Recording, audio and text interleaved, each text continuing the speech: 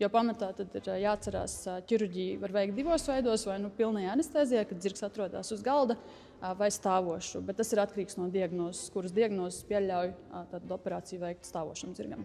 Bet nav vispār vieglāk, ka zirgs ir apgūlies, viņš ir mierīgs, tad jūs mierīgi visu varat izdarīt? Tas ir atkarīgs no situācijas, jo, kā es teicu, pilnā anestēzija ir bīstama. Savā ziņā ir daudz lielāks risks pašam zirgam. Un mēs vienmēr izvērtējam, ja tā konkrētā diagnoze atļauj zirgu operēt stāvus, tā noteikti būs primārā izvēle nekā likt viņu uz galda un iet cauri visai inhalācijas anestēzijai un piecelšanās procesam. Tāpēc, jā. Piemēram, koliks mēs nevaram operēt stāvus. Tas notiek tikai uz galda.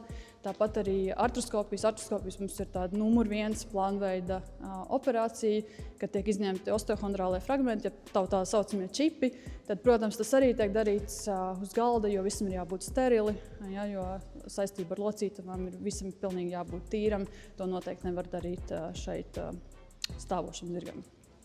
Un cik bieži jums zirgiem vispār ir kuņģa čūlas? Ļoti bieži. Patiesībā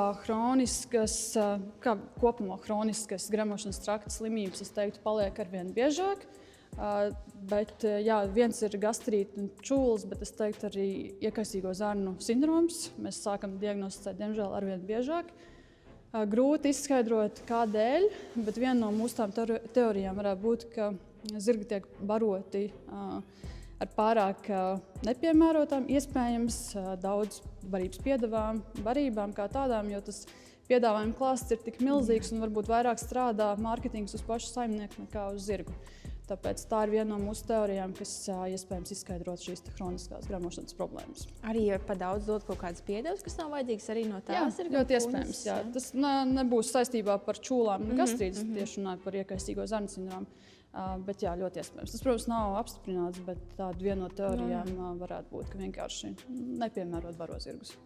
Un tad, piemēram, ja izvēlas kaut kādas vitamīnas, tad labāk ir uztaisīt analīzi, paskatīties, ko tiešām tam zirgam vajag. Jā, es primāri konsultēties ar veterinārārstu, neko nedarīt uz savu galvu.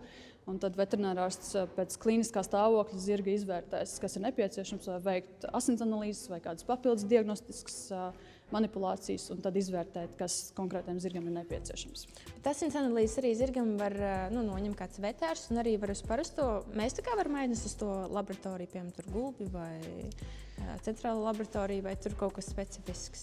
Teorētiski jā. Veterinārārstam vienkārši jāuzraksta līdzi pavadraksts ar to, kas ir jānosaka, lai laboratorija zinātu, un arī, lai viņi redzētu, kurš veterinārārsts ir nosūtījis un kuram tālāk nosūtīt šīs atbildes. Bet jā, tas ir iespējams.